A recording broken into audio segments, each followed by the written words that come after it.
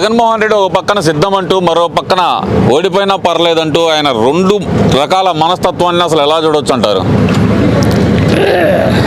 జగన్మోహన్ రెడ్డికి మానసిక స్థితి ముఖ్యమంత్రి కాకముందు నుంచే ఉంది. అంటే అతని పిచ్చి మాటల్ని రాష్ట్ర ప్రజలు ఏదో సరే నా తండ్రిలాగా ఒక అవకాశం అని అడుగుతున్నాడు, సరే ఇతను కూడా వాళ్ళ తండ్రిలాగా మంచిగా ఏమన్నా పరిపాలన ఇస్తాడేమో అనేసి ఒక అవకాశం ఇచ్చారు.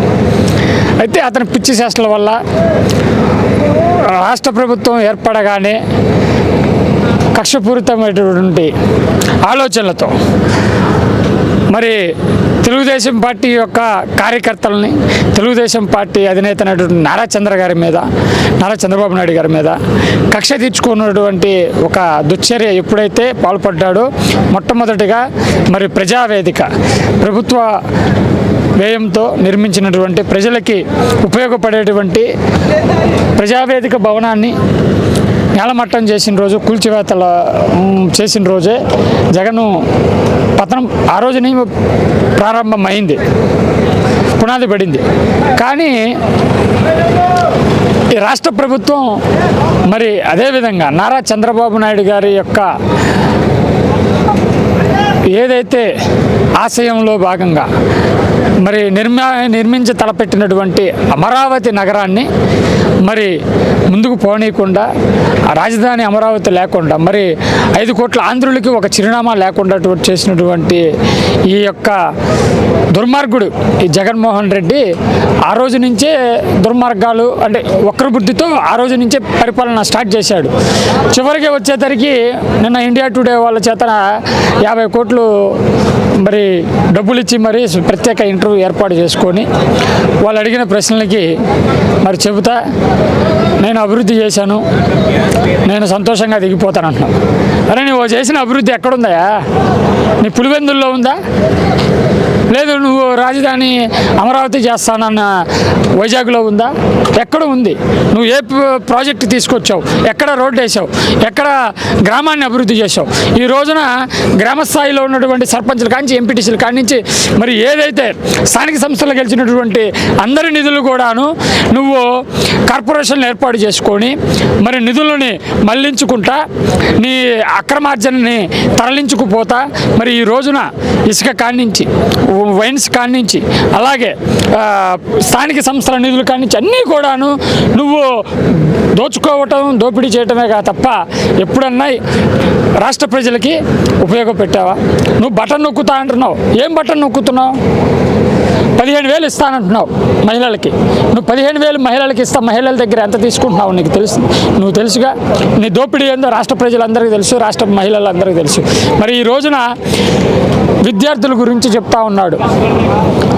ఈ రోజున లక్షలాది మంది ఈ రోజున విద్యార్థులు చదువుకొని ఏది BTech, MBA, MCA, M pharmacy, MBA ఇలాంటి ఉన్నత విద్యలు చదువుకున్నటువంటి విద్యార్థులకి ఈ రోజున ఫీజు రింబర్స్మెంట్ లేక, స్కాలర్షిప్ లేక వాళ్ళంతా కూడాను రోడ్డు మీద పడి ధర్నాలు చేస్తున్నారా? నిన్న కాక మొన్న నువ్వు విజయవాడ ధర్నా చౌక్లో ధర్నా చేస్తే వాళ్ళని ఏం చేసావు? అంటే విద్యార్థులని నువ్వు అంత చిన్న చూపు చూస్తావా? నిరుద్యోగుల్ని అదం పాతాల్లోకి తొక్కేసావు. నిరుద్యోగులు తొక్కేసి విద్యార్థులని జీవితాలను నాశనం చేసేటువంటి నువ్వు ఈ రోజున ప్రజల్ని మధ్యకు వచ్చే పరిస్థితి ఉందా? నిన్ను రేపు నువ్వు ఓట్లు అడగటమే ఖాయం.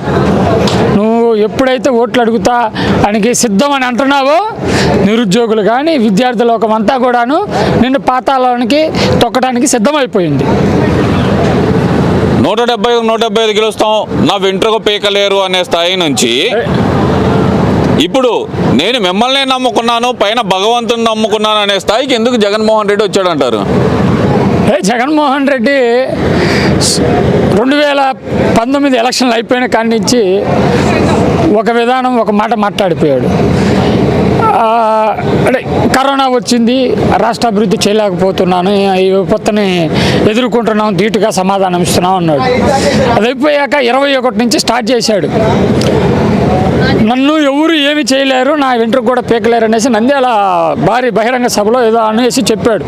అక్కడ విద్యార్థుల మధ్య చెబితే ఏముంది, నీకు ఓట్లు వేసింది ఎవరు? వాళ్ళ తల్లిదండ్రులు. వాళ్ళకి ఏం అభివృద్ధి చేసావో వాళ్ళకి చెప్పినట్టయితే ఆ రోజే నీ వెంట్రుకలు మొత్తం అక్కడే పీకి పెట్టేవాళ్ళు. అంటే విద్యార్థులు కదా, తెలిసి తెలియని బాల్య వయసులో ఉన్నటువంటి విద్యార్థులకి నువ్వు ఏదో ఆ రోజు చెప్పావు. ఆ తర్వాత చిన్నపిల్లలకు మాదిరి చెప్పేశావు. ఆ తర్వాత రోజు ఇంకోటి ఏమన్నాడంటే, నేను మిమ్మల్నే నమ్ముకున్నాను, మీరే నా సైన్యం అన్నాడు. అది అయిపోయింది 22లో. 23 వచ్చేసింది. మీ బిడ్డనే మీ ఆశీస్సులతోనే ఉంటాడు, మీ ఆశీస్సులే నమ్ముకున్నానన్నాడు. ఇప్పుడేముంది, మీరు ఓట్లు వేయకపోతే నేనేం లేను, మీరు నన్ను చేసిన అభివృద్ధిని చూసి నన్ను నమ్మండి అని అంటున్నాడు. అంటే అభివృద్ధి అంటే 4 రోడ్లు వేయటం కాదు, 4 డబ్బులు పంచడం కూడా అభివృద్ధి అని చెప్పి కొత్త భాష అనేది ఒకటి చెబుతున్నారు కదా. మరి మీకు ఒకటి చెబుతున్నానండి, అంటే ఆయన 4 రోడ్లు వేసాడని చెప్తున్నాడా, వేయలేదని చెప్తున్నాడా? అంటే 4 రోడ్లు వేస్తేనే అభివృద్ధి కాదు, 4 డబ్బులు పంచినా అభివృద్ధి అంటున్నారు కదా. ఆర్థిక స్వావలంబన అనేది వాళ్ళకి వస్తే కనుక అది కూడా అభివృద్ధే కదా అంటున్నాడు కదా. సరే, ఈరోజు ఇప్పుడు ప్రపంచం అంతా కూడాను అభివృద్ధిలోనే నడుస్తుంది, సంక్షేమంలో నడవట్లేదు. ఇప్పుడు సంక్షేమ పథకాలు తీసుకున్నటువంటి ఆఫ్రికా కంట్రీస్ ఏమైపోతున్నాయి? ఇవాళ అభివృద్ధి చెందే దేశాలన్నీ వేటి మీద డెవలప్ అవుతున్నాయండి? ఒకసారి చరిత్ర చూడండి. సింగపూర్ కానివ్వండి, లేదా అమెరికా కానివ్వండి, దుబాయ్ కానీ, గత 20 ఏళ్లలో ఎక్కడుందండి దుబాయ్ కానీ సింగపూర్ కానీ? ఎక్కడైనా ఏమున్నాయి? ఒకప్పుడు ఏమైనా ఉన్నాయా? ఇన్ఫ్రాస్ట్రక్చర్ డెవలప్మెంట్ చేస్తే, ఇప్పుడు ఒక ప్రభుత్వం వచ్చి రోడ్లు వేస్తుంది, ఒక ప్రభుత్వం వచ్చేసి శానిటైజేషన్ ఇస్తే దానికి తగ్గట్టు మౌలిక సదుపాయాలు ఇన్ఫ్రాస్ట్రక్చర్ను బట్టి కంపెనీలు వస్తాయి, పెట్టుబడులు వస్తాయి, నిరుద్యోగం. ఇప్పుడు ఎవరైనా ఉపాధితో పని చేసుకుంటే ఒక కంపెనీలో కానీ లేదంటే ఒక ఉద్యోగం కానీ చేస్తే వాళ్ళకి ఒక 10,000 జీతం వస్తే ఆ 10,000లో కుటుంబానికి ఇంటే 4,000, లేదంటే కుటుంబ ఖర్చులు ఒక 3,000, ఇవన్నీ కూడాను సమాజంలో ఉన్నటువంటి అన్ని వర్గాల వారికి ఆదాయాన్ని సమకూర్చేటువంటి అభివృద్ధి లేకుండా నువ్వు అప్పులు చేసి సంక్షేమం ఇస్తే రాష్ట్ర ప్రజలు సుఖంగా ఉంటారా? నువ్వు 10,000 ఇచ్చి 1,00,000 రూపాయలు వాళ్ళ మీద భారం చేస్తున్నావు కదా. ఇలా కరెంటు బిల్లు నువ్వు ఇచ్చే 10,000లో నెలకు నువ్వు సంవత్సరానికి 10,000 ఇస్తే 5,000 రూపాయల కరెంటు బిల్లు కడుతున్నారు ఇలా కూలి పని చేసుకున్నటువంటి పేదలు. నేను ఒక రైతు కుటుంబం ముఠా కార్మికుడు యొక్క కొడుకుగా నేను చూస్తూ ఉన్నా. ఇలా మా కరెంటు బిల్లు వచ్చేసి, మా ఇంటికి కరెంటు బిల్లు 3,200 రూపాయలు వస్తుంది నెలకి. అంటే సంవత్సరానికి ఎన్ని కడుతున్నాను? 40,000 రూపాయలు నేను కరెంటు బిల్లు కట్టాలి సంవత్సరానికి. ఇదే ఈయన చేసే అభివృద్ధి, ఇదే ఈయన ఇచ్చే సంక్షేమం. కానీ ఇక్కడ ఆయన ముఖ్యంగా చెబుతుంది ఏంటంటే, ఒక్కొక్క కుటుంబానికి ముఖ్యంగా చూస్తే కనుక ప్రతి కుటుంబానికి దాదాపు 2.5 లక్షల రూపాయల లబ్ధి చేకూరింది నా ప్రభుత్వంలో అంటున్నాడు కదా. మరి 2.5 లక్షల రూపాయల అభివృద్ధి ఏం సంక్షేమం ఏం వచ్చిందండి? 15,000 రూపాయలు, 15,000 రూపాయలు మహిళలకు ఇచ్చాడు. 2 రూపాయలు స్టోర్ బియ్యం ఎత్తేసాడు. ఆ స్టోర్ బియ్యం కూడాను రేషన్ డీలర్లు, తర్వాత ఈ వెహికల్స్ ఇచ్చిన వాళ్ళు, స్టోర్ బియ్యం ఇవ్వడానికి వెహికల్స్ తీసుకున్న వాళ్ళు వాళ్ళే మధ్యలో మాయం చేస్తూ ఉన్నారు. ఆయన ఇచ్చిన సంక్షేమం ఏడుందో చెప్పండి? 2,50,000 ఎక్కడి నుంచి వచ్చింది? ఫీజు అమ్మఒడి అన్నాడు. ఇంట్లో ఉన్న 2 ఉన్నా 3 ఉన్నా 10 మంది ఉన్నా కానీ విద్యార్థులందరికో లేకపోతే వాళ్ళ తల్లిదండ్రుల ఖాతాలకి ఇస్తానన్నాడు. ఇచ్చాడా? ఒకరికే ఇస్తానంటాడు. ఒక విద్యార్థికి ఎంత పడుతుందండి? 15,000 రూపాయలు లేదంటే 20,000 రూపాయలు పడుతుంది. అంతకుమించి ఏమైనా పడిందా? సరే 20, 15,000, 35,000 రూపాయలు. ఇంకేమైనా ఉన్నాయా? అదే ఒక కుటుంబంలో 3 ఉంటే 45,000 రూపాయలు లబ్ధి జరిగింది. అదే తెలుగుదేశం పార్టీలో నారా చంద్రబాబు నాయుడు గారు ఉన్నప్పుడు మరి ఒకళ్ళైనా కానీ ఇద్దరైనా కానీ స్కాలర్షిప్లు, ఫీజు రింబర్స్మెంట్లు ఆ కుటుంబంలో ఎంతమంది ఉంటే అంతమందికి ఇచ్చేశారు. కానీ ఈ రోజున సంక్షేమ పథకాలకి కోత పెడతానికి జగన్మోహన్ రెడ్డి పెద్ద స్కెచ్ చేశాడు ముఖ్యమంత్రి అయిన కాడి నుంచే. ఏంటంటే ఇతను దాచుకోవడానికి దోచుకోవడానికి తప్ప అంతా కూడా కట్టింగ్ పెడతా ఉంటాడు. రేషన్ కార్డు అంటాడు, ఆధార్ కార్డు అంటాడు.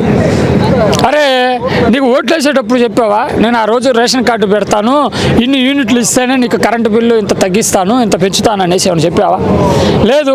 నీకు అమ్మఒడి కావాలి, 2 పిల్లలు ఉంటేనే ఇస్తాను, లేదు ఒకరికి ఉంటే ఇస్తాను, 3 ఉంటే ఇవ్వను అనేసి ఏమైనా చెప్పావా? లేదు కదా. అందరికీ న్యాయం చేస్తానన్నావు, ఇవాళ అందరినీ అన్యాయం చేసావు, అందరినీ ముంచావు. అది